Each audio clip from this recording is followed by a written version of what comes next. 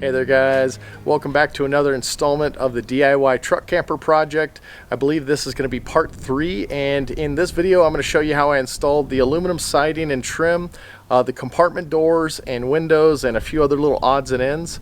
One thing to note though, you'll notice that I have lights also installed. I'm not going to really cover those in this video. I'll do that in a later like 12 volt wiring video. But I just needed to have those lights installed so that I could put the interior wall panels on so that I can install the windows. Long drawn out explanation, but that's the reason why you'll see them, but I really won't cover them in this video. So anyway, before I get started, I want to give a big shout out and thank you to Industrial Metal Supply, what I often call the greatest metal shop in the world. They donated the aluminum siding and trim. It's a place I stop at almost every week to peruse their scrap room. So if you get a chance and you're in the southwestern US, check out one of their stores or check them out online. And now let's get started.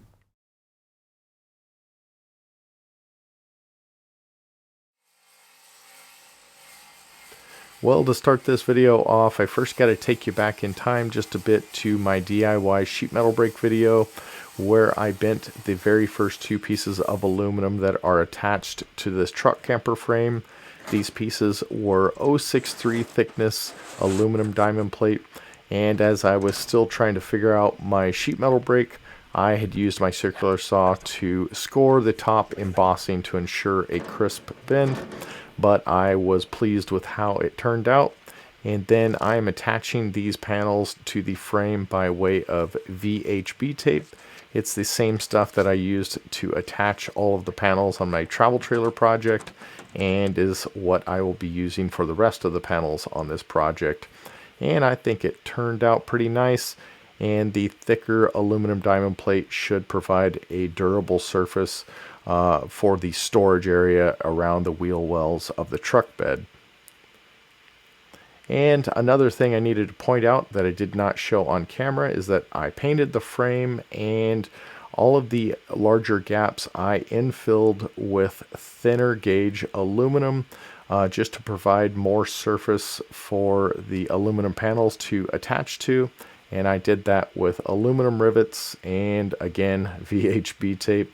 And then you can see right here, I built a little dolly so that I could move it in my garage because we had some high winds coming. So right now I'm going to be bending the two panels that have caused me the greatest amount of distress during this whole part of the process. And that is because these panels are going to be the side panels where the frame has a very shallow bend that angles towards the roof. And I want to make sure that bend is nice and crisp because it's not going to be covered by any trim or anything. And then I'm also going to be putting another bend on the roof line. And this is a template that kind of shows this. This is about my 4th attempt to get it where everything lines up right.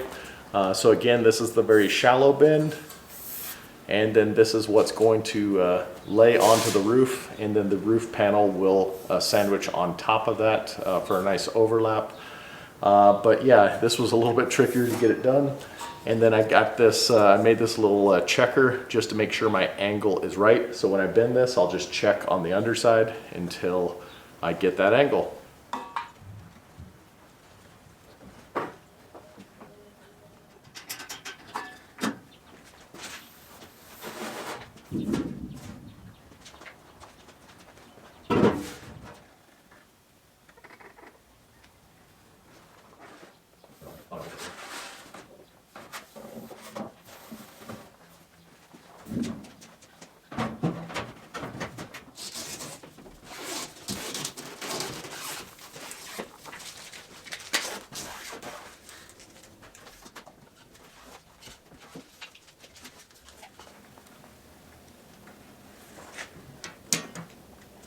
Close. That's pretty good. It's perfect to anybody. It's pretty close. Yeah, mine just, I think it's just perfect. All right, I'm happy with that. All right, now we gotta take it off and clean it.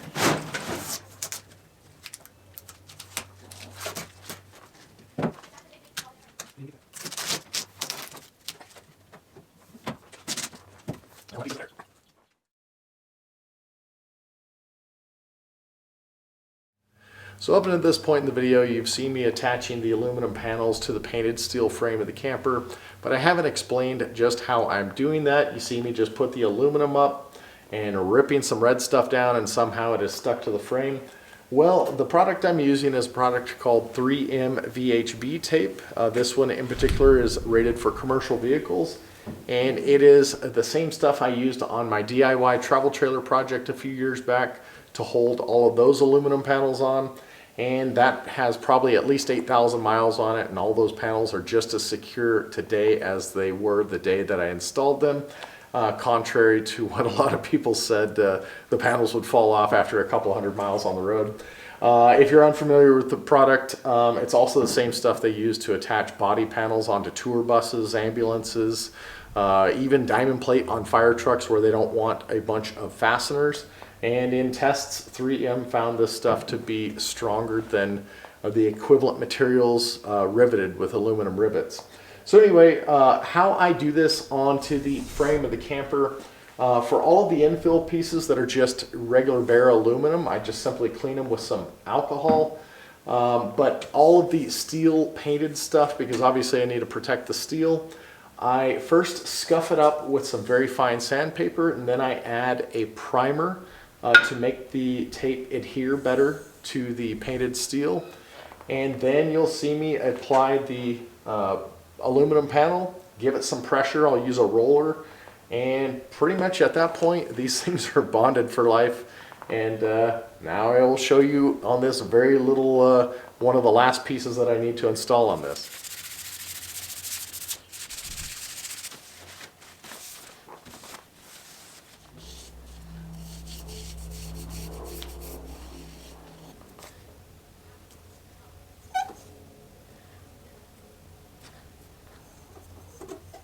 Now, one of the things I like to do after I get the surface prepped and all of the tape applied is to peel back the protective film and then get an old piece of film from a previous application, put it on that to where I have two little pull tags, and that way I can get the panel, hold it in place, get everything aligned up, and then I can pull one of the tabs, and that way the panel stays aligned as I pull the rest of them.